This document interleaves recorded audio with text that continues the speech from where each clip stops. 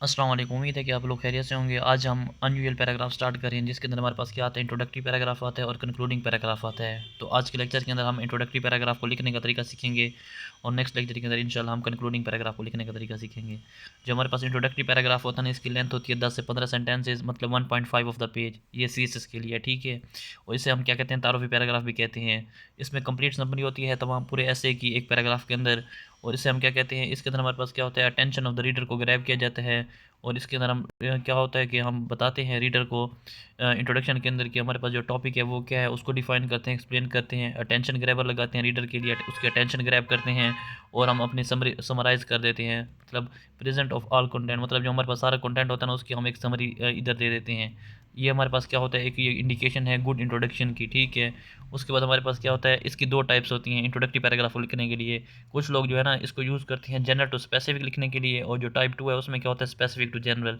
तो सबसे पहले हम टाइप 1 लिखना सीखते हैं कि उसके अंदर कौन कौन से रूल्स अप्लाई होते हैं और ये किस तरह लिखते हैं। टाइप 1 के अंदर हम जनरल टू स्पेसिफिक लिखते हैं। हमारे पास क्या होता है, 0.75 ऑफ द पेज होती है। 6 to 7 सेंटेंसेस के अंदर हम इसके अंदर इंट्रोडक्टरी पैराग्राफ लिखते हैं।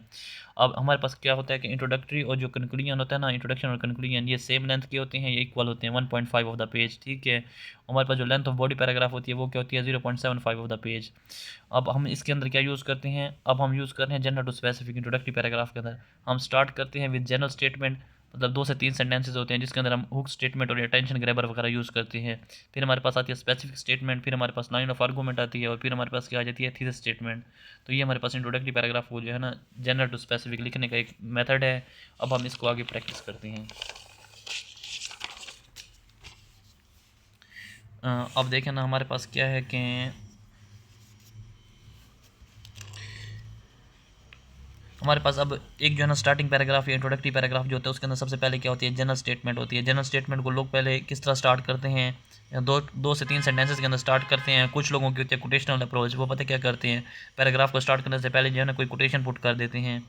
ऐसे के अंदर हमारे पास क्या होता है, जो इंट्रोडक्टरी और जो बॉडी पैराग्राफ होता है ना, include with in the paragraph. अब जो जो हमारे पास इंट्रोडक्टरी और बॉडी पैराग्राफ्स होते हैं ना, उन सब का कंक्लूजन हम इधर ही डाल देते हैं, ठीक है, अपने इंट्रोडक्टरी पैराग्राफ के अंदर। तो उससे हमारे पास क्या होता है कि एक जो हमारे पास होता है ना, एक कंप्लीट हमें पास अप्रोच मिलती है। सबसे पहले हमारे पास कुछ लोग कोटेशनल अप्रोच यूज़ करते हैं, वो कोटेशन वगैरह यूज़ करते हैं। उसके बाद कुछ लोग होते हैं वो हाइपोथेटिकल अप्रोच यूज़ करते हैं, ठीक है। और कुछ क्या करते हैं कि वो हिस्टोरिकल एविडेंस लगा देते हैं। हिस्टोरिकल एविडेंस कैसे, जैसे मिस्टर लदर किंग सेड एपीएस अटैच, मतलब जैसे अटैक हो गया, वो हो गया, प्रीवियस कोई स्पीच हो गई, या टेलीफोन की डिस्कवरी वगैरह, उसके बारे में इंफॉर्मेशन दे देते हैं। इस तरह को स्टार्ट करते हैं। कोई इसको किस तरह स्टार्ट करते हैं कि कोई फैक्चुअल अप्रोच या स्टैटिस्टिक्स दे देती हैं, जैसे अमेरिकन साइकोलॉजिकल एसोसिएशन ने ये कहा, ठीक है। कोई हमारे पास क्या करते हैं कि इसकी क्वेश्चन अप्रोच रख देते हैं कि वो थॉट प्रोवोकिंग के लिए, मतलब ओपन एंडेड कोई क्वेश्चन होगा उसको छोड़ देंगे कि उसका आंसर जो है ना वो उसके पास ही हो, रीडर के पास ही हो, मतलब वो हर कोई उसका आंसर दे सकता हो। तो इस तरह जो है ना वो इसको इंट्रोडक्टरी पैराग्राफ को स्टार्ट करने के लिए डिफरेंट अप्रोचेज़ हैं, ये 5। उसके बाद हमारे पास क्या आ जाता है, हमारे पास आ जाता है स्पेसिफिक स्टेटमेंट। स्पेसिफिक स्टेटमेंट क्या होती है, जो कि हमारे पास डायरेक्टली जो है ना टॉपिक को हिट करती है, मतलब मुद्दे की बात होती है। उससे हम क्या लिखते हैं, 2 से 3 सेंटेंसेस के अंदर लिखते हैं। उसके अंदर कोई आर्गूमेंट नहीं होती, कोई सजेशन नहीं होती, एक्सपोजिटरी होता है सिर्फ। उसके अंदर सिर्फ क्या होती है, एक्सप्लेनेशन होती है। स्पेसिफिक टर्म के अंदर हम क्या करते हैं, एक्सप्लेन करते हैं की टर्म्स जो हमारे पास टॉपिक के अंदर होती हैं उनको। जैसे हमारे पास जेंडर इक्वलिटी हो गई, टेक्नोलॉजी हो गई, पॉलिटिकल इंस्टेबिलिटी हो गई, या क्लासरूम वगैरह हो गया। इसके अंदर हमारा कोई अपना स्टांस नहीं होता, ठीक है। जो SDGs हैं ना, मतलब जो सस्टेनेबल डेवलपमेंट के गोल्स हैं, उनके ऑब्जेक्टिव्स और पैरामीटर्स को भी आप पढ़ सकते हैं, जो कि हमारे पास क्या होते हैं, आर्गूमेंट के अंदर हम यूज़ कर सकते हैं क्लाइमेट वगैरह के लिए, ठीक है। और डिफरेंट किस्म की, क्योंकि इसके अंदर तमाम तरह के आर्गूमेंट्स हमें इंफॉर्मेशन मिलती है, इकोनॉमिक, पॉलिटिकल, सोशल, एजुकेशन के लिहाज से और क्लाइमेट के लिहाज से। तो ये एक एक्स्ट्रा पॉइंट था। फिर हमारे पास जो थीसिस स्टेटमेंट होती है वो हमारे पास एक सेंटेंस के अंदर हम लिख सकते हैं, जो हमारे पास जो रिफ्लेक्ट करती है original topic of the essay, ठीक है। जो हमारे पास original topic of the essay होती है उसको हम थीसिस स्टेटमेंट के अंदर रिफ्लेक्ट करते हैं।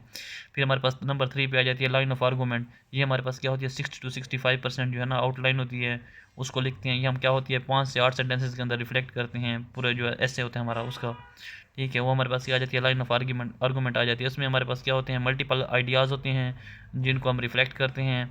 एक सेंटेंस जो हमारे पास होता है ना, उसको एक सेंटेंस के अंदर भी लिख सकते हैं, और एक सेंटेंस के अंदर हमारे पास एक से ज़्यादा आर्गूमेंट को हम क्लब भी कर सकते हैं, ठीक है। और हमारे पास क्या होता है कि हर जो सेंटेंस होता है ना वो कनेक्ट होना चाहिए मेन हेडर के साथ। और फिर इसका क्या है कि जैसे हमारे पास ये है, जो है ना हमारी जो आउटलाइन है ना, वो हमारे पास लाइन ऑफ आर्गूमेंट के अंदर रिफ्लेक्ट होती है। कितनी लाइन ऑफ आर्गूमेंट में इफेक्ट रिफ्लेक्ट होती है, 60 to 65% ऑफ आवर आउटलाइन। फिर हमारे पास क्या आती है, थीसिस स्टेटमेंट आती है। थीसिस स्टेटमेंट क्या होती है, हमारे पास एक सेंटेंस होता है, इसके अंदर बहुत सारे हेडर्स होते हैं, जो हमारे पास आउटलाइन हेडर्स होते हैं इसके अंदर, ठीक है, ऑप्शनल हेडर्स होते हैं, और ये हमारे पास क्या होता है 60 to 65% ऑफ द आउटलाइन हमारे पास होती है, ठीक है। और हमारे पास क्या होता है कि जो हमारे पास ऑप्शनल हेडर होते हैं ना, उसके अंदर हमारे पास कुछ एडिशन, कुछ थीसिस स्टेटमेंट कुछ भी इंक्लूड नहीं किया जाता, उसके अंदर सिर्फ और सिर्फ इनको क्या किसके लिए हेडर्स को, ऑप्शनल हेडर्स को यूज़ किया जाता है, only add in body paragraph, ठीक है। उसके बाद हम चलते हैं कि हमारे पास दूसरा जो मेथड होता है ना, इसको बॉडी पैराग्राफ मतलब इंट्रोडक्टिव पैराग्राफ को लिखने का, वो होता है स्पेसिफिक टू जनरल। ये 10 से 15 सेंटेंसेस के अंदर लिखा जाता है। इसके अंदर हमारे पास हुक स्टेटमेंट होती है, जो हमारे पास क्या होती है, जनरल स्टेटमेंट लाइक होती है। उसके अंदर हमारे पास क्या होती है, थीसिस स्टेटमेंट होती है, हुक स्टेटमेंट के बाद थीसिस स्टेटमेंट, थीसिस स्टेटमेंट के बाद क्या होती है, लाइन ऑफ आर्गूमेंट होती है। जो लाइन ऑफ आर्गूमेंट होती है ये भी 60 to 65% ऑफ द आउटलाइन होती है। ये हम 7 से 11 सेंटेंसेस के अंदर लिखते हैं। अब हमारे पास जो थीसिस स्टेटमेंट होती है वो क्या होती है, इंडिपेंडेंट कंसेप्ट होता है, वो हमारे पास जो है ना ऐसे इसके अंदर रिफ्लेक्ट होना ज़रूरी होती है।